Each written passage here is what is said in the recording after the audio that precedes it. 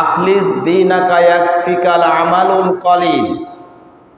আমল যদি অল্প আমলও করি, পাহাড় পরিমাণ আমল আমার নাই, করতে পারি না বা করি না, কিন্তু আমল করি অল্প, কিন্তু ইখলাসের সহিত করি।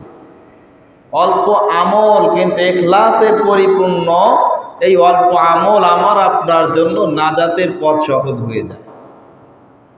শুকরিয়াটা একটা ইবাদত।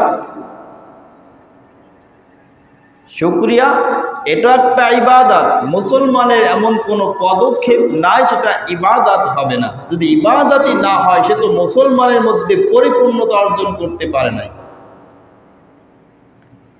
মুসলমানের জিন্দেগি তো জন্ম থেকে মৃত্যু পর্যন্ত এই মধ্যবর্তী সময়টা যাহা কিছু করবে, ওটাই যদি আল্লাহর কাছে যদি ইবাদত হিসেবে গণ্য না হয়, তাহলে তো মুসলমান পরিপূর্ণ হতে পারি নাই।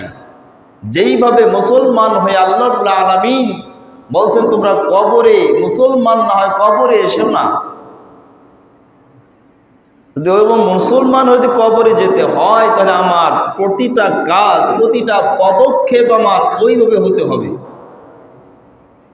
যেই কাজটা করব ওটাই হবে মুসলমানের জন্য, ইমানদারের জন্য নেক আমল।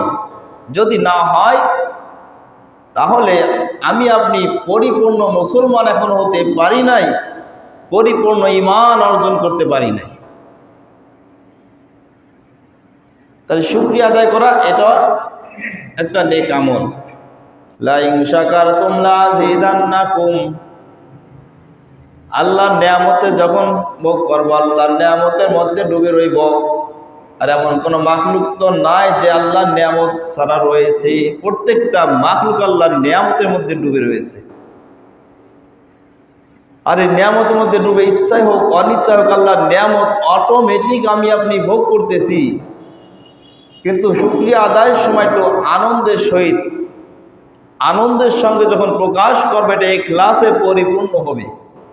আর ইখলাস যখন পরিপূর্ণর সঙ্গে যদি আমল ছোট্ট হয়, অল্প হয়, এই আমলটা আমাকে আপনাকে জান্নাতে পৌঁছানোর জন্য কি যথেষ্ট হয়ে যাবে।